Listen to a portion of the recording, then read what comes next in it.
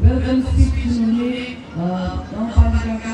उपाध्यक्ष बन्ने शेर्पा बन्ने पनि भन्नुभयो कि यहाँ कति धेरै प्रकृतिको देरी छ साथै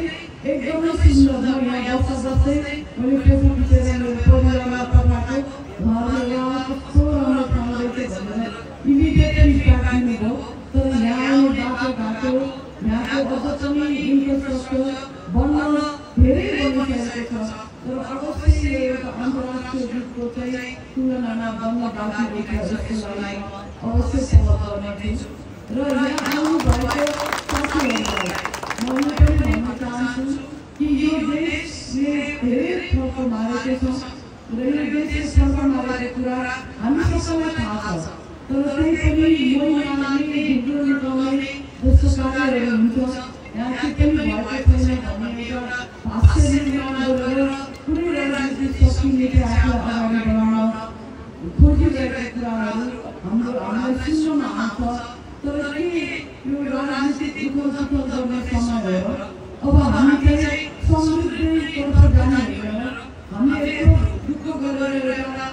संविधान लेख्यौँ एउटा हामी पिसमा हामी शान्ति पक्ष सबैजना मिलेर लागेका छौँ अब देशलाई समृद्ध बनाउने अब हाम्रो देशमा अझ धेरै आर्थिक कारोबार आर्थिक कुराहरूलाई अगाडि बढाउने समय आएको छ हाम्रो शिक्षामा स्वास्थ्यमा धेरै कुराहरू हासिल गरिसकेका छौँ अब हाम्रो प्राण समृद्धितर्फ जाने समय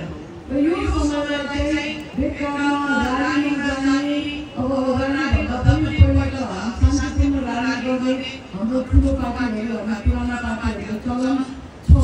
र थियो पहिल्यैदेखि तर अहिले चाहिँ झुम्न हान्ने पत्थर हान्ने आग लगाउने यस्तो मात्रै यहाँको पनि जनसमुदायहरूलाई सम्पर्क नहोस् यो चाहिँ देशको काम फेला नगरेर आफ्नो समुचित समयमा कसरी आफ्नो जिन्दगी अगाडि बढाउने आफ्नो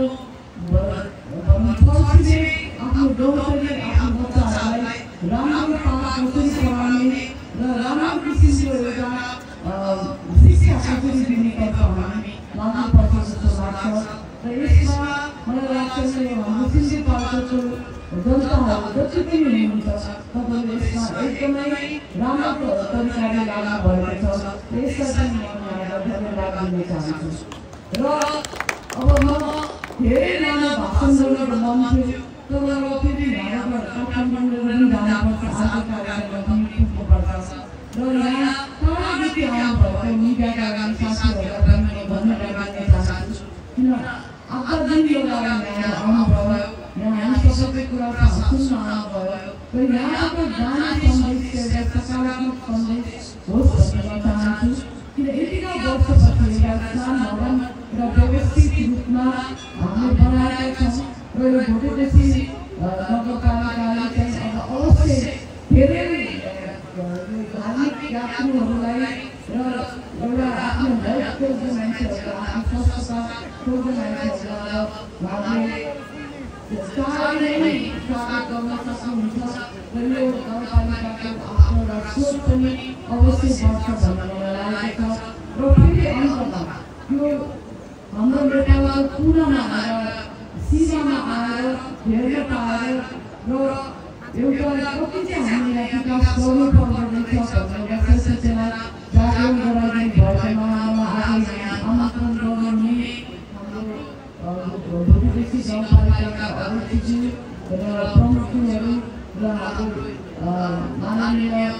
पूर्व मन्त्री मोहनलाल बस्नेतज्यू र मसिना खड्गाज्यू लगायतका सबैजनालाई धन्यवाद दिँदै मलाई सम्मान पत्र पनि दिनुभएको धेरै शुभकामना दिनुभएको छ धन्यवाद दिँदै आफ्नो भनाइ धन्यवाद जय नेपाल जय नेपाल।